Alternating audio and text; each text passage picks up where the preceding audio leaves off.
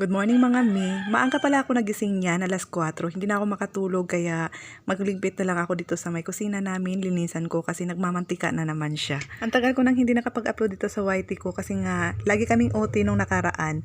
Siguro nagtaka kayo ba't hindi na ako nakapag-upload. Pasensya na kayo. Ngayon i-update ko na to lagi.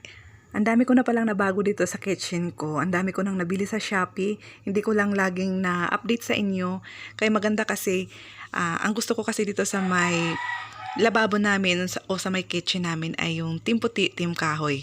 Lagi ako dito sa may lababo namin o di kaya sa may kusina namin kasi napakalinis na at sino bang hindi gaganahan maglinis o di kaya magluto dito na maganda na siya at masarap na siya tingnan. Hindi na masakit sa mata. Pasensya na kayo na nakikisabay yung mga manok sa akin na nag-voice over kasi maaga pa kasi ngayon, alas 6 pa lang. Malapit na din ako maligo para papasok na din ako sa trabaho kaya nagmamadali na naman ako. Itutuloy ko na tong pag-upload dito sa YT ko kasi marami nagsasabi na sayang kasi naumpisahan ko na nga kasi itinatamad lang naman kasi ako kasi nga nitong mga nakaraan talaga ang dami naming OT kaya hindi na ako makapag-video ng maayos at lagi akong busy. Nitong mga nakaraan na lang hindi ako nakapag-gym kasi nag-gym din ako kasi nga nagfa-fasting ako, ang dami kong ginagawa kaya hindi ako makapag-video na talaga. Itong lagayan ko pala ng sponge ay mura lang to, nabili ko sa Lazada ng 123, worth it ang pagbili ko nito kasi nga bakal siya kaya kailangan talagang lagi siyang hugasan at lagi siyang lagyan ng mantika para hindi kakalawangin. Kasi marami kasing nagsasabi na kinakalawang daw. Siguro hindi nila hinuhugasan ng maayos at hindi nila nilalagyan ng mantika para hindi kalawangin.